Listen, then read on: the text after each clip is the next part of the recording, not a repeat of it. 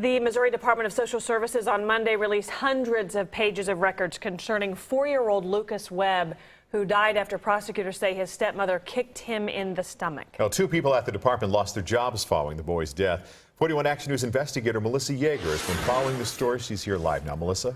Well, Mark and Krista, the emails in Lucas's file show his case was passed back and forth between workers, and unfortunately, important information may have been lost in the shuffle. People concerned with Lucas Webb called into the child abuse hotline 5 times over 3 years.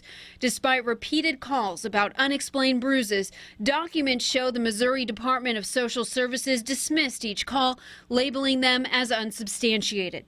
Included in those records are dozens of emails between Missouri Social Services employees that show how that may have happened.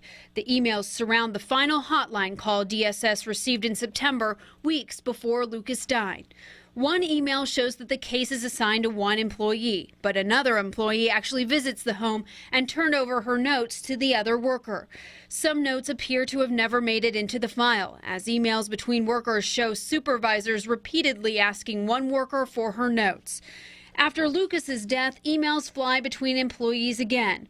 One supervisor details what she knew about the case, saying, "I also want to note that I can't redo every case that workers go out on, so I put my trust in the others involved." She also writes that even though the caller to the hotline said Lucas was complaining his stepmom kicked him in the stomach, the main focus was child hungry and looked underweight. It again highlights that information was missing from the file. The supervisor writes, "Had I had all the information that we have now, then the report would have been different. I went with the information I had at the time. I closed it." And employees had interviewed Lucas's dad and stepmom about the bruises. Justin Webb reportedly told them Lucas had a medical condition that caused him to bruise easily. However, investigators never asked for any medical documentation. DSS told us earlier this week they regretted Lucas's death and that 2 employees lost their jobs for not following department policy. I'm investigator Melissa Yeager, 41 Action News.